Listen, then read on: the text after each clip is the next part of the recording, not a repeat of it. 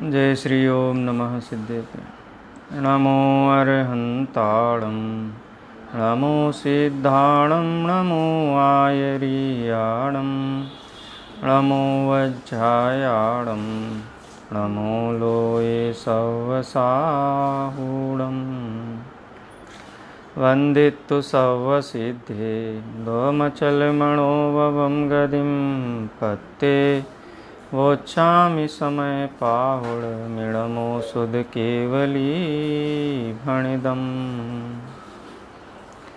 नमः समय साराय स्वानुभूत्या चकासते चित्स्वभावाय भावाय सर्वभावान्तरच्छिदे अनन्तधर्मणस्तत्त्वं पश्यन्ति प्रत्यगात्मनः अनेकांतमयी मूर्ति नित्यमेव प्रकाशता।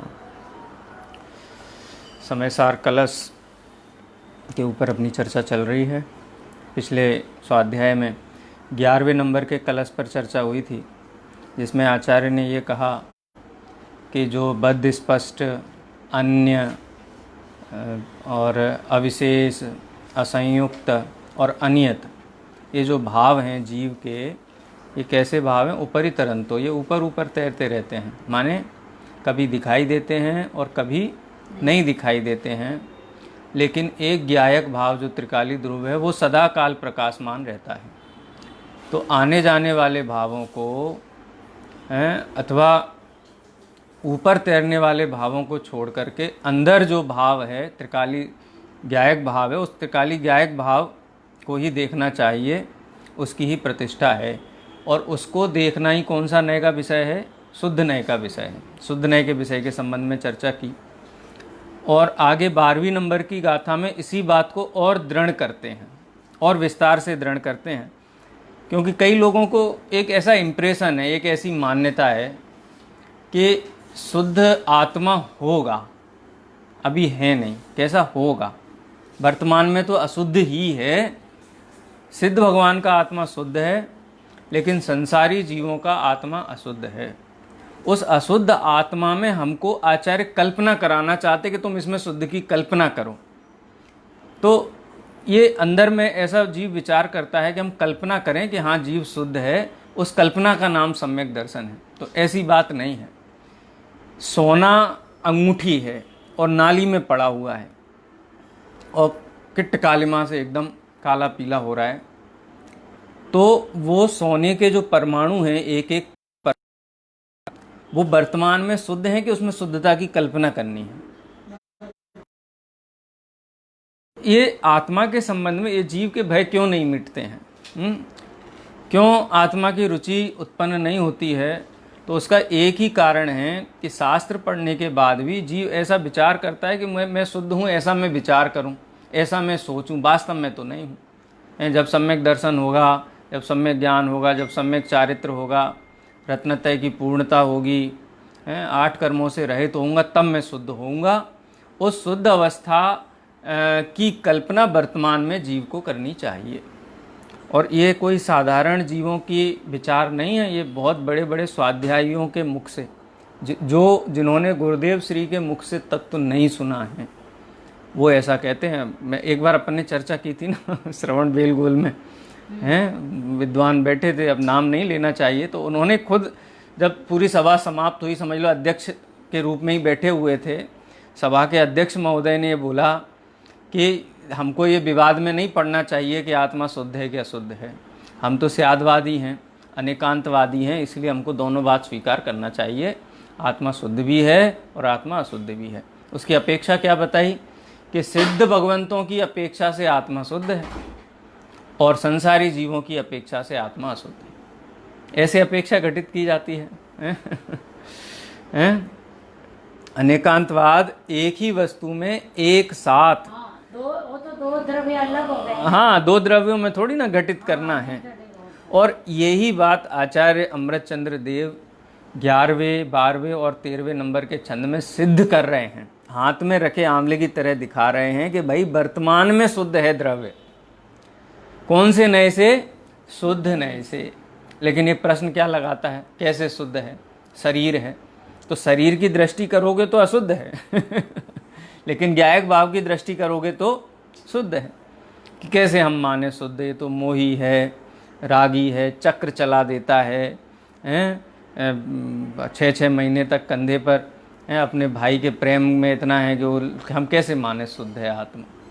तो कहते तुम राग भाव की तरफ से देखोगे तो शुद्ध दिखाई नहीं देगा। नाली है, नाली है, नाली है, नाली नाली दिखाई देगी तो सोना शुद्ध दिखाई नहीं देगा, हैं। और जिसको सोने पे दृष्टि है, वो होते हैं ना सुनार की दुकान के बाहर बैठे रहते हैं, उसमें से भी निकालते रहते हैं सोना दुलिया, हर गांव में होते हैं ये तो अभी तो ये भी बंद हो गया। हाँ, अब तो बहुत खैर क्या उसकी चर्चा करें। ये 12वें नंबर के छंद में आचार्य ये सिद्ध कर रहे हैं कि वर्तमान में ही शुद्ध है। ये बिल्कुल प्रमाण पूर्वक इस छंद में ये बात कही गई है। तो कलश पढ़ते हैं। भूतम भांतम भूतमेव रभसा निर्विद्य बंधम सुधी हृद्यन्तः किल कोप्यहो कलयति व्याहत्य मोहं हठात् आत्मात्मानुभवैकगम्य महिमा व्यक्तोऽयमास्ते ध्रुवम् नित्यं कर्म कलंक पंक विकलो देव स्वयं शाश्वतः। देवम स्वयं शाश्वतः, ठीक है ना? हाँ, देवम स्वयं शाश्वतः, शाश्वत देव है। कब शाश्वत देव है? देखो इसका बहुत बढ़िया अनुवाद है, अनुवाद अपन पढ़ते हैं डॉक्टर साहब का। अपने बल से मोह नाश कर भूत भविष्यत मान के कर्म बंध से भिन्न लखे बुध तो निज अनुभव गम्य आत्मा सदा विराजित विरहित कर्म कलंक पंक से देव शाश्वत। आचार्य ये कहते हैं कि सब तुमको शुद्ध आत्मा देखना है ना तो चश्मा उतार के देखना पड़ेगा हैं? एक ऐसा चश्मा लगता है जिसमें आसमान जाति द्रव्य दिखाई देता है। कौन सा चश्मा है? असद्भुत व्यवहार नय का चश्मा है। जीव एक इंद्रिय है, 2 इंद्रिय है, 3 इंद्रिय है, 4 इंद्रिय है, 5 इंद्रिय है, मनुष्य है, देव है, नारकी है। तो आचार्य कहते पहले चश्मा उतारो तब जीव दिखाई देगा। तो बोले हमने कहाँ चश्मा लगाया? बोले लगाया है। कौन से नय का चश्मा है? असद्भुत व्यवहार नय का। असद्भुत व्यवहार नय क्या दिखाता है? 2 द्रव्यों की मिली जुली अवस्थाएं दिखाता है। मनुष्य है, देव है, त्रियंच है, नारकी है, ये असमान जाति पर्याय है। और असमान जाति पर्याय जब तक आंख पे चश्मा चढ़ा रहेगा तब तक दिखाई देगा, उसके लिए चश्मा उतारना पड़ेगा। तो यही बात आचार्य कहते हैं कि शुद्ध, बोले कौन सा चश्मा लगाएं जिससे शुद्ध आत्मा दिखाई देगा? बोले कोई चश्मा नहीं लगाना, सारे चश्मे उतार दो तो दिखाई देगा। ज्ञान का चश्मा। हाँ, कोई कहते ना जो 49वें नंबर की गाथा है और 172 नंबर की गाथा, जिसको अलग अलग ग्रंथों में 5 परमागमों में जो गाथा देखने को मिलती है कि आत्मा कैसे दिखाई देगा, कि कौन सी इंद्रिय का विषय है। हम तो 5 इंद्रिय से जानते हैं, तो रस वाला नहीं है। कैसा है? अरसम है, अरसम रूपम, अरूपी है, आँख से दिखाई नहीं देगा। आँख से देखोगे तो असमान जाति द्रव्य दिखाई देगा, मनुष्य, त्रियंच, देव, नारकी दिखाई देगा। लेकिन आत्मा देखना है तो असद्भुत व्यवहार नय का चश्मा उतारना पड़ेगा। अरसम रूपम गंधम अवत्तम चेदना गुणमसद्दम जाण अलिंग ग्रहणम जीव मणिदिट्ठ संठाड़म। माने अलिंग ग्रहण, कोई 5 इंद्रिय और मन से हमको कोई ऐसा चिन्ह दिखाई दे जाए कि उस चिन्ह से हम पहचान लें कि हाँ ये आत्मा है, तो बोलते उससे दिखाई नहीं देगा। 5 इंद्रियों का चश्मा लगा के देखोगे तो क्या दिखाई देगा?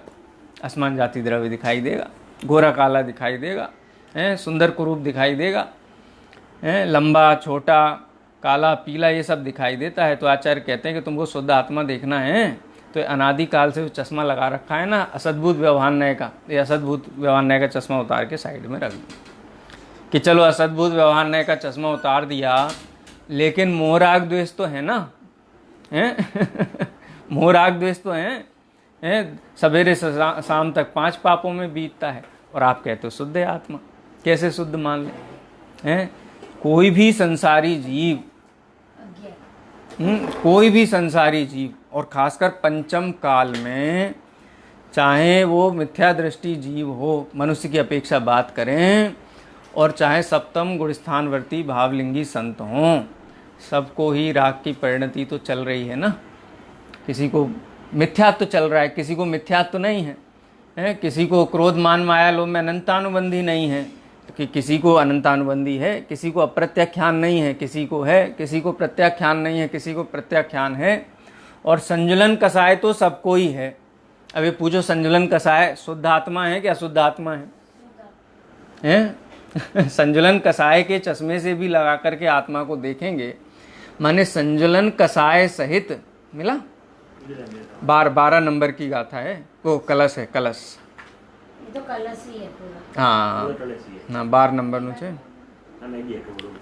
तो 12वें नंबर के कलश में आचार्य क्या दिखलाना चाहते हैं? वो ये कहते हैं कि तुम असमान अशुद्ध 2 द्रव्यों को मिला जुला करके दिखाई दे, वो वाला चश्मा सद्भुत व्यवहार नय का चश्मा पहले साइड में रखो। उसके बाद जो मोहराग द्वेष के परिणाम हैं, अशुद्ध भाव हैं, अशुद्ध भाव को देखने वाला जो सद्भुत नय है वो भी साइड में रखो पहले, उपचरित सद्भुत व्यवहार नय का चश्मा। और उसके बाद कोई कहे कि मैं ज्ञान दर्शन वाला तो हूँ, उत्पाद व्यय द्रव्य वाला तो हूँ, तो कहते उत्पाद व्यय द्रव्य ज्ञान दर्शन का भेद जब तक रहेगा, है तो आत्मा, लेकिन तब तक आनंद नहीं आएगा शुद्ध देखने का। तो अनुपचरित सद्भुत व्यवहार नय का चश्मा भी उतार के रखना पड़ेगा। अब ये चर्चा उनके लिए बड़ी कठिन हो जाएगी जिनको असद्भुत व्यवहार नय क्या होता है, सद्भुत व्यवहार नय क्या होता है, उपचरित सद्भुत क्या होता है, अनुपचरित सद्भुत क्या होता है। अब ये तो कोड में बात होती है पूरी आचार्य कोड में बात करते थे, वो इसको सरल भाषा में कहें कि एक दृष्टि ऐसी है जो देह और आत्मा को मिला जुला देखती है। यदि देह और आत्मा को मिला जुला देखोगे तो मनुष्य पर्याय भूतार्थ है, सत्यार्थ है। लेकिन जीव द्रव्य को जीव द्रव्य देखोगे तो मनुष्य आदि पर्याय असत्यार्थ हैं, अभूतार्थ हैं। 11वीं नंबर की गाथा की टीका में आया था ना कि जैसे कीचड़ और जल के संयोग को देखने पर जल का मैलापना सत्यार्थ है, भूतार्थ है, लेकिन शुद्ध जल की दृष्टि करने पर जल का मैलापना क्या है, असत्यार्थ है, अभूतार्थ है। ये चर्चा वहां आई थी ना। तो हमको तो शुद्ध आत्मा देखना है ना, वर्तमान में जो है, ऐसा नहीं है हमको कोई कल्पना करनी है, माना कि वो मैथमेटिक्स नहीं है, ऐसा है। द्रव्यानुयोग में कहते, जैसे गणित में कहते हैं ना कि पुत्र की आयु इतने साल की है और अभी वर्तमान इतने साल का हो गया है और पिता की आयु उससे 3 गुना अधिक है, तो फिर सवाल कैसे सॉल्व करते हैं? सबसे पहले माना कि पिता की आयु x वर्ष है, तो ऐसा आचार्य कुंदकुंद देव, आचार्य अमृतचंद देव कहते हैं माना कि आत्मा शुद्ध है, ऐसा वाला शुद्ध है क्या? मानने वाला नहीं है। यहाँ तो आचार्य कहते हैं कि तुम शुद्ध वस्तु की दृष्टि करो तो वर्तमान में वही सत्य है। माना की कैटेगरी में क्या जाएगा? देह और जीव मिलकर के कभी एक होते हैं? कितना संयोग होगा? अधिक से अधिक होगा तो कितने काल का संयोग होगा? 33 सागर। 33 सागर से ज्यादा तो संयोग नहीं होगा। पहले और बाद में देखो तो दोनों एक में एक हैं क्या? प्रत्यक्ष भिन्न है। तो देह और जीव को एक कहने वाली बात झूठी है। शुद्ध आत्मा ये झूठी बात नहीं, ये तो परम सत्य है। ये 1 इंद्रिय जीव है, 2 इंद्रिय जीव है, 3 इंद्रिय जीव है, 4 इंद्रिय जीव है। अच्छा, कौन सा द्रव्य है 1 इंद्रिय जीव? द्रव्य नहीं है, वो तो जीव और पुद्गल की मिली जुली पर्याय हैं। तो 1 इंद्रिय कहना अर्थ है, 2 इंद्रिय कहना सत्यार्थ है। मैं मनुष्य हूँ, मैं उपदेश देता हूँ, मैं भोजन करता हूँ, ऐसा अपने को मान लेना मिथ्यात्व है। तो झूठी बात तो ये है ना, माना कि शुद्ध नहीं है, इस जीव ने माना है कि ये अशुद्ध है और वास्तव में कैसा है? शुद्ध है। माना कि अशुद्ध है और वस्तु का स्वरूप की तरफ से देखा जाए तो शुद्ध है। देखो इसका अर्थ देखते अपन भूतम, भांतम और अभूतम। भूतम माने क्या होता है, जो बीत गई है, भूतकाल हुआ ना। और भांतम जो अभी भासमान है। भांतम माने अभी भांति को प्राप्त हो रही है, माने वर्तमान में। भूतकाल और भांतम माने वर्तमान काल।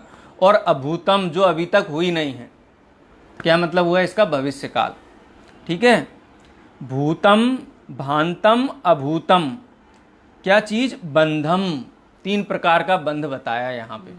कौन सा बंध, एक भूतकाल में जो जीव ने बंध किया, बंध समझ लो 8 कर्मों का बंध समझ लो, औदारिक वैक्रियक देह संबंधी बंध समझ लो, एक क्षेत्रावगाह संबंध जो जीव का हुआ ना।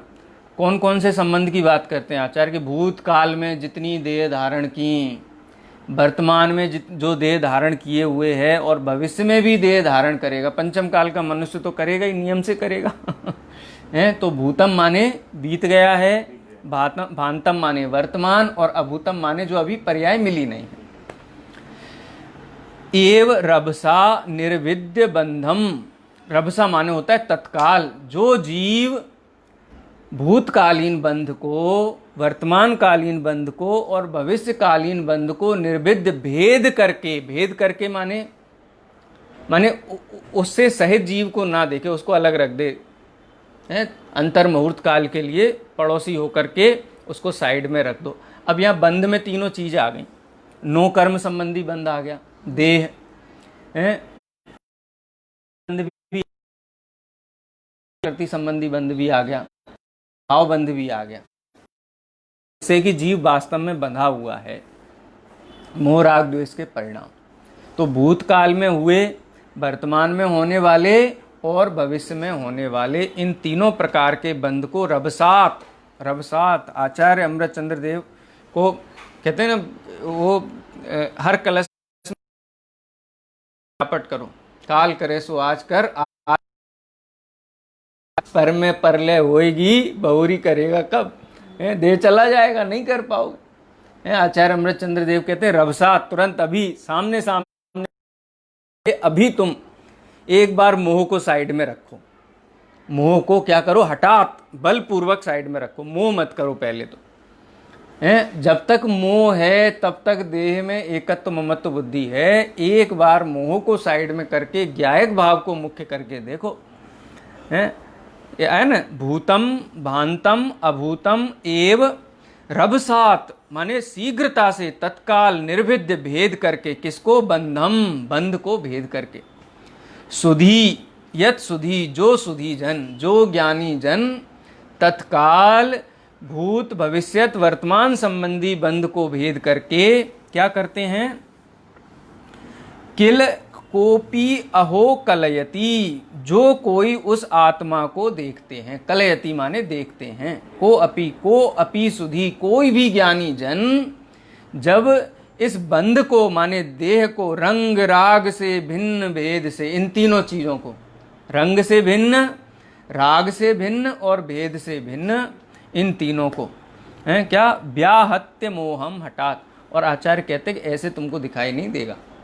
वो अपन सुनते थे ना प्रवचन में कई बार, ये कि जो चींटी थी वो नमक के ढेले के पहाड़ पे रहती थी, सेंधा नमक के वो जो पहाड़ था ना वहाँ पे रहती थी। अब वहाँ खाने की एक ही चीज़ मिलती है, जहाँ नमक होता है वहाँ दूसरी चीज़। कच्छ के रण में उसके आगे चले जाओ, खारा घोड़ा के आगे तो पूरा एकदम कोई पेड़ पौधा कुछ नहीं है वहाँ तो, लेकिन जीव जंतु हैं वहाँ भी।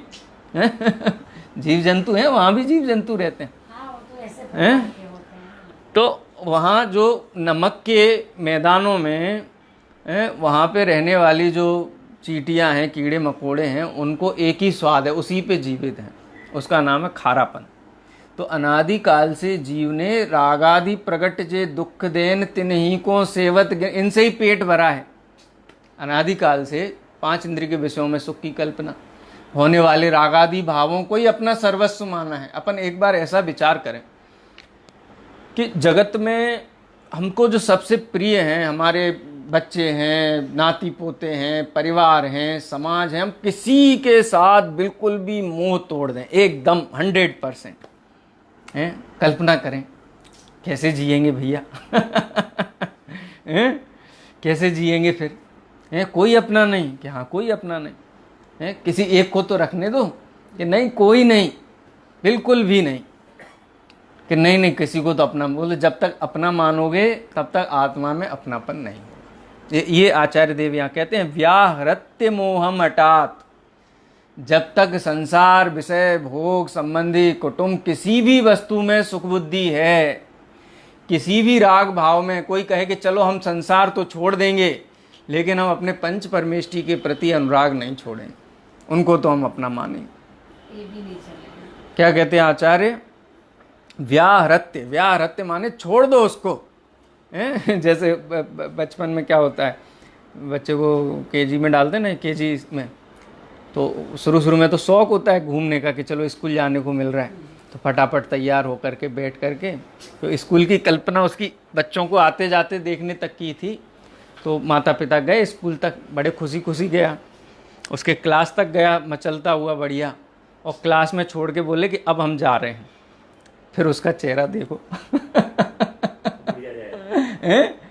पैर पकड़ लेगा, छोड़ेगा नहीं, और उसको छुड़ाओ कि नहीं तुम रुको यहाँ पे, रुको यहाँ पे, रुको यहाँ पे, नहीं रुकता है वो, दिल पे पत्थर रख करके। कहते हैं आचार्य तो ये कहते हैं अई कथमपि मृत्वा तत्व कौतूहलीसन, मरण संग दुख हो तो भी मोहम व्राहत्य, मोह को छोड़ दो।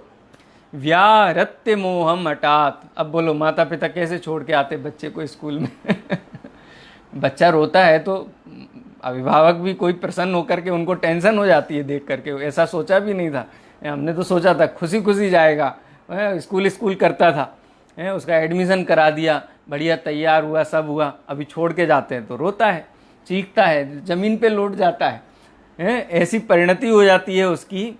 अब देखो माता पिता ये सोचते हैं कि ये पढ़ लिख जाएगा, लायक बन जाएगा तो इसका जीवन संवर जाएगा, तो उसका कल्याण हो जाए, वो अपना सद्धर हो जाए, तो वहाँ मोह को क्या करते हैं? व्याहृत्य मोहम हटात। वहाँ तो मोह छोड़ते हैं, छोड़ते कि नहीं मन नहीं मानता है, घर पे 15 मिनट भी मन नहीं लगता है, आधा घंटा सोचते क्या हो रहा होगा, क्या हो रहा होगा, रेसेस होती है तो भी पहुँच जाते हैं स्कूल में देखने के लिए, वहाँ प्रिंसिपल बोलती है भाई स्कूल में नहीं आने का है आपको, कई में तो ऐसा बोलते कमरे तक छोड़ने नहीं आने, गेट पे छोड़ के जाओ, आप अंदर आओगे क्लासरूम तक छोड़ने आओगे, फिर स्कूल के अंदर बच्चे लोटी लगाने लगते हैं तो पूरा तमाशा बन जाता है, तो गेट पे ही छोड़ करके जाओ, तो ऐसे ही आचार्य कहते हैं कि जैसे तुमको ये लगता है ना बच्चे का हित अध्ययन में है, पढ़ाई लिखाई में है, ऐसे ही आचार्य कहते हैं कि आत्मा का हित उसको शुद्ध देखने में है। इसलिए मोह को व्याहृत्य मोहम हटात, मोह को हट पूर्वक, हट का मतलब यहाँ क्या है? हट का मतलब ये है कि किसी भी कीमत पर मोह छोड़ने योग्य है, क्योंकि यदि मोह को नहीं छोड़ोगे तो क्या होगा? क्या होगा कि अनादिकाल से जो दुख उठाए थे ना, त्रियंच गति में, नरक गति में कसमें खाते थे कि अब हम पाप नहीं करेंगे, अब हम ये नहीं दोहराएंगे, वो दुख फिर से खड़े हो जाएंगे। इसलिए व्याहृत्य मोह हटा, जो सुधीजन, जो समझदार, सुधी का मतलब क्या है? जो समझदार लोग हैं, वस्तु तत्व को पहचानने वाले लोग, मोह को हट पूर्वक छोड़ करके भूत भविष्यत वर्तमान संबंधी सर्व बंधों को तत्काल निर्विद्य भेद करके अलग कर देते हैं। प्रज्ञा छेनी से, भेदना नहीं है किसी को भेदना किससे है? प्रज्ञा छेनी से, ज्ञान से, अपने ज्ञान में उनको क्या होता है? अयम आत्मा, आत्म अनुभव एक गम्य महिमा व्यक्तः ध्रुवम शाश्वतः। आत्मा आत्मा अनुभवैक गम्य महिमा, उनको क्या होता है कि ऐसा करने वाले जीव को वह आत्मा, और कैसा आत्मा है उसके लिए एक विशेषण और दिया। क्या विशेषण दिया? अनुभवैक गम्य महिमा।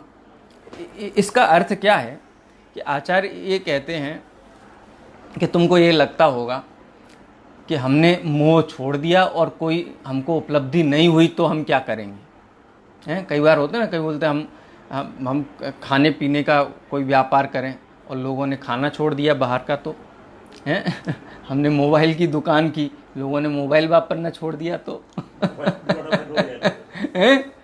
हैं कोई ऐसा सोच रहा है? कई लोग व्यापार करते हैं, चश्मे की दुकान खोली, बोले सबकी आंखें ठीक हो गई तो हमारा चश्मा कैसे बिकेगा। तो ऐसे किसी का ये प्रश्न हो कि हम मोह छोड़ दिया हमने सर्व प्रकार से और आत्मा की उपलब्धि नहीं हुई, तो आचार्य ये दृढ़ विश्वास दिलाते हैं कि आत्मा अनुभव एक गम्य महिमा। आत्मा कैसा है कि अनुभव गम्य महिमा जिसकी है, माने निरंतर हमारे अनुभव में आता है, ऐसा आत्मा है। व्यक्त आत्मा है, छिपा हुआ नहीं है, व्यक्त आत्मा है। लेकिन हमारी दृष्टि देह पर जमी हुई है, संयोगों पर जमी हुई है, रागादि भावों पर जमी हुई है। उन पे दृष्टि जमी होने से जो प्रगट आत्मा है वो हमको दिखाई नहीं देता है। ये देखो कैसे दिखाई नहीं देता है। और ये हम दृष्टांत देखते हैं, रोड पे देखो सामने गड्ढा है, ठीक है, और मोबाइल पे वो पबजी खेलता खेलता जा रहा है।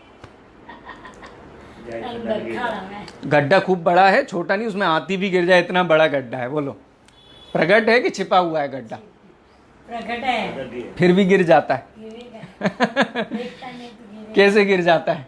देखता नहीं है। ये जीव को इतना व्यक्त ज्ञानानंद स्वभावी आत्मा दिखाई क्यों नहीं दे रहा है? तो आचार्य कहते हैं कि भूत भविष्य वर्तमान की कल्पनाओं में खोया हुआ है।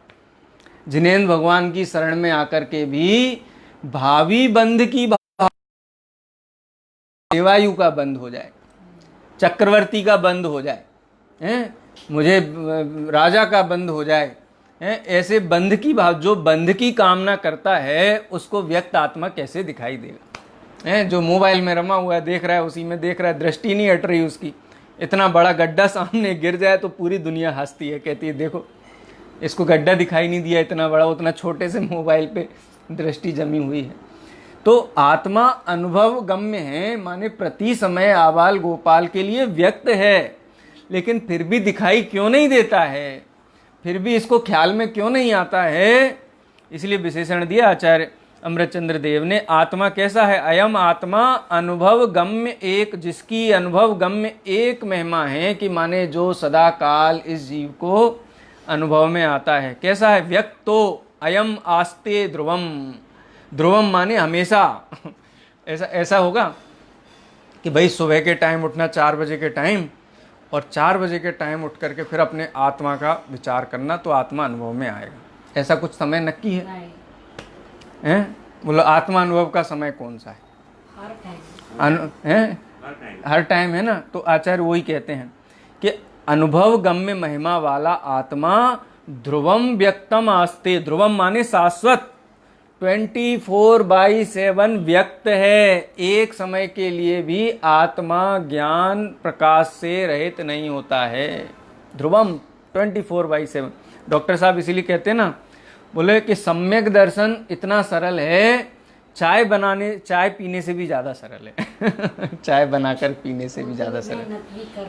हाँ, बोलो चाय बनाने के लिए क्या? चाय बनाने के लिए चाय पत्ती होनी चाहिए, दूध होना चाहिए, गैस होना चाहिए, बर्तन होना चाहिए, सब होना चाहिए, हैं? तो क्या सरल, हम तो घर में चाय बना के तुरंत पी लेते हैं, ऑर्डर करते हैं भाई चाय चाहिए, तुरंत 2 मिनट में चाय आ जाती, क्या कठिन है? बोलो यहाँ से जा रहे हो जयपुर और रास्ते में गाड़ी ख़राब हो जाए, कोई दुकान नहीं, कहीं आगे पीछे 10-10, 20-20 किलोमीटर, चाय पीने की इच्छा हो, बोलो मिलेगी चाय? और आत्मानुभव की भावना करें वहाँ पे तो है, ऐसा कोई क्षेत्र नहीं है जहाँ जीव को आत्मा अनुभव ना हो सके। कोई ऐसा काल नहीं है जो आत्मा का अनुभव नहीं हो सके। इसीलिए आचार्य कहते हैं ध्रुवम। वो सोचता है कि अच्छा आज तो थोड़ा काम है, कल आकर के हम कोशिश करेंगे। बोलते आचार्य कहते हैं कि आत्मा अनुभव गम्य एक महिमा वाला व्यक्त है। और कब व्यक्त है? ध्रुवम आस्ते, हमेशा हमेशा हमेशा ही व्यक्त है। ये शुद्ध नए से देखने की जरूरत है। आत्मा अनुभव एक गम्य महिमा। देखो इसको अगर बोले तो अयम आत्मा अनुभव एक गम्य महिमा ध्रुवम व्यक्तो तत् सदा काल शाश्वत व्यक्त है, दिखाई दे रहा है। और कैसा है? अब फिर किसी ने क्वेश्चन मार्क लगाया कि कर्म कलंक तो है ना। हैं? तो ऊपर तो पहली लाइन में वो बात कही आचार्य, ये चौथी लाइन में यही बात फिर दोहराते हैं, नित्यम कर्म कलंक पंक विकलो देव स्वयं शाश्वत, कि हम देव का दर्शन करना है, देव का दर्शन करना है। तो देव का दर्शन कहाँ मिलेगा, कि कौन देव है अपन ये नक्की करें सबसे पहले, कौन देव है। कि अरहंत भगवान देव हैं, कि अरहंत भगवान तो उपचार से देव हैं क्यों उपचार से हैं, क्योंकि जब हम अरहंत भगवान के पास जाते हैं, अरहंत भगवान के दर्शन करते हैं, तो अरहंत भगवान हमको ये कहते कि तुमको देव का दर्शन करना है ना, तो अपना दर्शन करो, हमारे दर्शन से देव का दर्शन नहीं होता है, तुम्हें अपना दर्शन करने से देव का दर्शन होगा। आता है ना भजन में, है जिन दर्शन से निज दर्शन पा, कौन सा है, सुहाय, निरखो अंग अंग जिनवर के, जिनसे झलके शांति अपार, हैं झल के शांत अंतर्मुख मुद्रा अहो आत्म तत्व दर्शाय, उसमें है ना, निज दर्शन पा सद्गुरु वचन सुहाय, याते नासा दृष्टि विराजे जिनवर झल के शांति अपार। तो यही कहते हैं देवा स्वयं शाश्वतः, हैं जो जानदि अरहंतम धवत गुणत पज्जयते हिम, सो जानदि अपाड़म जादि तस्य मोह खलु लयम। यही बात आचार्य यहाँ पर कहते हैं, देवः स्वयं शाश्वतः, ये स्वयं देव है, लेकिन अपने निज देव की पहचान न होने से अरहंत सिद्ध आदि देवों के निकट जाकर के उनका परिचय प्राप्त करना है, ऐसा नहीं है। तो फिर मंदिर की क्या जरूरत है, हम ही देव है ना, हम ही अपने आप को अर्घ चढ़ा लें क्या, ये तो शुद्ध नय की बात है, ये शुद्ध नय की बात है। ये देव पूजा, गुरु उपासना, स्वाध्याय, संयम, तप और दान, ये शुद्ध नय की विषय वस्तु ना होने से, अपन चर्चा कर रहे थे अंकल कि ये हमारा जो उपयोग है ना, वो उपयोग ऐसा है कि उसको परिवर्तन चाहिए। शुद्ध नय की दृष्टि भी सदाकाल नहीं रहती, इतना पुरुषार्थ नहीं है इस काल में जीव को। अरे भावलिंगी संतों को भी अंतर मुहूर्त काल से ज़्यादा शुद्ध आत्मा की दृष्टि नहीं बन पाती। हम तो ग्रस्त हैं, भावना तो भानी है ना, निर्णय तो हमको करना है ना। तो यहाँ देव शुद्ध नय से आत्मा स्वयं ही देव है, और कैसा देव है, नित्यम, नित्य देव है, देव बनेगा कि देव है। शुद्ध नय से तो आत्मा स्वयं शाश्वत नित्य देव ही है। कैसा देव है, कर्म कलंक पंक, कर्म तो वही द्रव्य कर्म, नो कर्म, भाव कर्म। ये कर्म अच्छी चीज है कि बुरी चीज है, मतलब क्या कहना चाहिए कि कलंक, कलंक कहा ना, कर्म कलंक, कर्म कलंक है। कौन सा कर्म कलंक है 148 प्रकृतियों में, कौन सा कलंक है और कौन सा अच्छा है? आचार्य ने तो कोई भेद नहीं किया यहाँ पे, हैं सबको एक कैटेगरी में डाल दिया। आप कोई क्वेश्चन उठाए कि देव सर्वार सिद्धि का देव को भी आप कलंक कहते हो, हैं अरे तीर्थंकर नाम कर्म की नाम प्रकृति को भी आप देव कलंक कहते हो। कि कोई भी जो मुझे शुद्ध दृष्टि ना होने दे, ऐसा कोई भी बाधक विकल्प सर्व कलंक ही है। कर्म कलंक भेद नहीं करते हैं। कर्म कलंक पंक विकलो, कर्म कलंक रूपी पंक माने कीचड़ से, विकल माने रहित है, एकदम अलग है। जैसे कमल कीचड़ में रहते हुए भी कीचड़ को स्पर्श नहीं करता है, ऐसे ही आत्मा द्रव्य कर्म, नो कर्म और भाव कर्म के बीच में रहता हुआ भी कैसा है, विकल है, उनसे भिन्न है। और कैसा है, इससे अधिक क्या कहेंगे, देव स्वयं शाश्वत। इससे बड़ी बात आचार्य अमृतचंद्र देव और क्या कहें बताओ। शुद्ध नय से देखने पर आत्मा स्वयं शाश्वत देव है। देखो एक एक शब्द अपन ने इसका समझा। एक बार छंद फिर से पढ़ते हैं।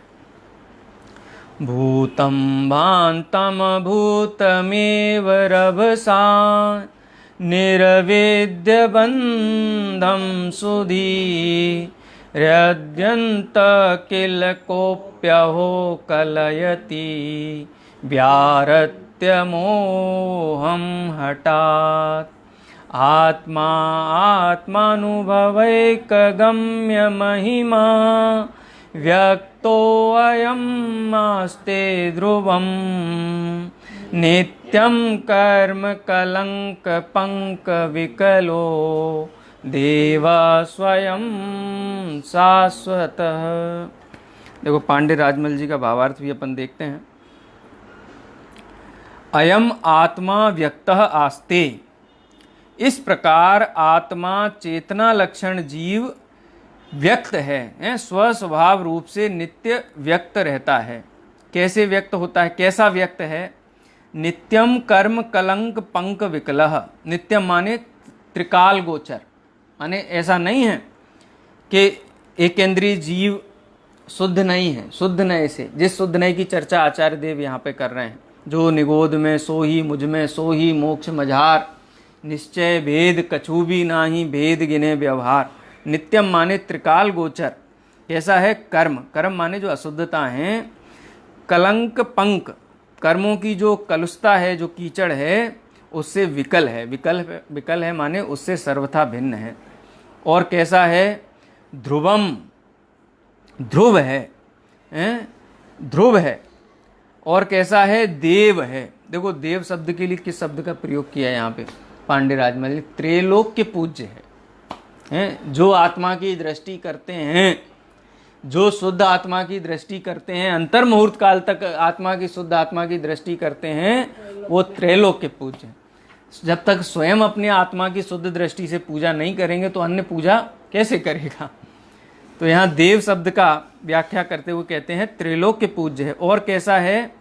स्वयं शाश्वतः, द्रव्य रूप सदा काल शुद्ध रूप विराजमान है, विद्यमान है। और कैसा है? आत्मा अनुभव एक गम्य महिमा, चेतन वस्तु अनुभव। अनुभव का मतलब क्या होता है? अनुभव शब्द का प्रयोग जहाँ भी होता है वो प्रत्यक्ष के अर्थ में होता है, माने प्रत्यक्ष है आत्मा। मुझे शुद्ध आत्मा को देखने के लिए अपने ज्ञान के अतिरिक्त अन्य किसी भी अवलंबन की आवश्यकता नहीं है। अपने ज्ञान का अवलंबन ऐसा कहना भी उपचार है।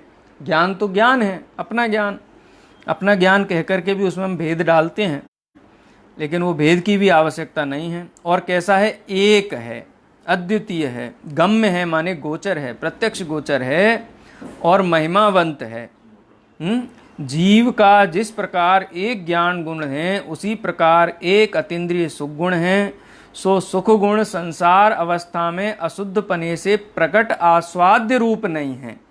अशुद्ध पने के जाने पर क्या होता है? वो सुख गुण प्रकट होता है। वह सुख अतीन्द्रिय परमात्मा के होता है। उस सुख को कहने के लिए कोई दृष्टांत चारों गतियों में नहीं है, क्योंकि चारों गतियां ही दुख रूप हैं। आत्मा का सुख कैसा है, कैसे बताएं? चारों गतियों में कोई उसके लिए उपमान है ही नहीं, क्योंकि चारों गतियों में तो दुख के अतिरिक्त कुछ भी वस्तु नहीं है। इसलिए ऐसा कहा कि जिसको शुद्ध स्वरूप का अनुभव है, सो जीव परमात्मा रूप जीव के सुख को जानने योग्य है, क्योंकि शुद्ध स्वरूप अनुभवने पर अतीन्द्रिय सुख है, ऐसा भाव सूचित किया है। ऐसा कहते हैं ना, लघुनंद, सम्यक दृष्टि जीव क्यों ज्ञानियों के अनंत सिद्धों के लघुनंदन है। क्यों लघुनंदन है? क्योंकि वो जानते हैं कि सिद्ध परमात्मा कैसे सुखी है। अनंत भगवान को जो अनंत सुख है उसकी जाति क्या है? अज्ञानी जीव तो उस जाति को भी नहीं पहचानता है। इसीलिए ऐसे सुख की पहचान करने वाले जीव को यहाँ त्रैलोक्य पूज्य और देव कह करके संबोधित किया है। और कैसा है? किल माने निश्चय से, यदि को अपि अंतः कलयति, अपने अंतरंग में ऐसे शुद्ध स्वरूप को अनुभवता है। ऐसा अनुभव करने वाला जीव कैसा है? सुधी है, बुद्धिमान है, ज्ञानी है। रभसा बंधम निर्बध्य, ऐसा अनुभव करने पर तत्काल ही बंध को भेद देता है। समय नहीं लगता है। ऐसा शुद्ध अनुभव होने पर, कर्म से भिन्न अपने आत्मा को देखने पर तत्काल ही कर्म से भिन्न हो जाता है। कौन से कर्म से भिन्न हो जाता है? उपचार से कहें तो दर्शन मोह से भिन्न हो जाता है। की अपेक्षा से देख 48 प्रकृति तो में प्रकट कर लिया अपने आप। 8 कर्मों में कोई वो नहीं है कि ये मेरे ऊपर हैं, मुझसे जुड़े हुए हैं, मेरे साथ इनका कोई संबंध है। रभसा बंधम निर्बध्य, तत्काल उस बंध को भेदता हुआ हठात मोहम व्याहृत्य, और को अनादि काल का मिथ्या दृष्टि ही जीव काल लब्धि के प्राप्त होने पर सम्यक्त के ग्रहण काल के पूर्व 3 करण करता है। ये अंतर मुहूर्त में होते हैं। करण पिंड रूप मिथ्यात्व कर्म की शक्ति मिटती है।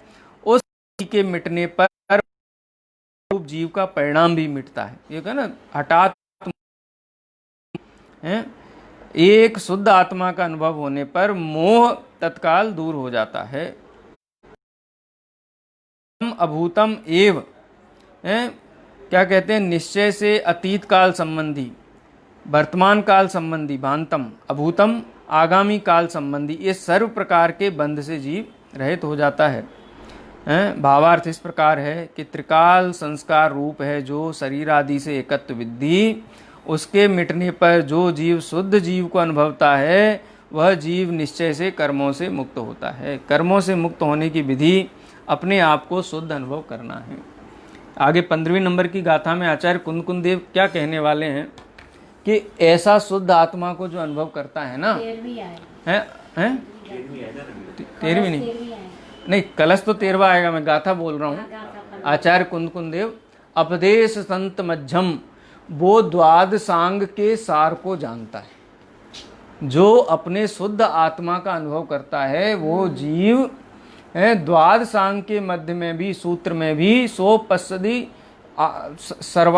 समस्त आगम को वो जीव देखता है। पस्सदी जिण सासणम सब्बम, जो ऐसा शुद्ध वर्तमान में अपने को अनुभव करता है वो पस्सदी जिन शासनम सब्बम, वो संपूर्ण जिन शासन को देखता है। जो आत्मा को शुद्ध देखता है वो संपूर्ण जिन शासन को देखता है। इतनी उत्कृष्ट बात आचार्य कुंद देव ने कही। और ये शुद्ध आत्मा की बात कोई कल्पना नहीं है। अगर विश्व में कोई परम सत्य है तो वो पदार्थ की शुद्धता है, क्योंकि वो नहीं बदलती, बाकी हर चीज़ बदलती। अशुद्धता भी एक जाति की नहीं रहती, वो भी बदलती रहती है, लेकिन शुद्धता की जाति हमेशा एक रहती है। आगे 13वें नंबर के कलश में अब आचार्य ये कहते हैं कि ऐसे शुद्ध आत्मा का अनुभव करो, ऐसी प्रेरणा देने वाले हैं। इसकी चर्चा अपन आगामी स्वाध्याय में करेंगे। आज यहीं विराम लेते हैं। निज निधि निज में बताई यह अनंत उपकार है, इसके लिए जिन वाणी माँ को वंदना सतवार है, वंदना सतवार है।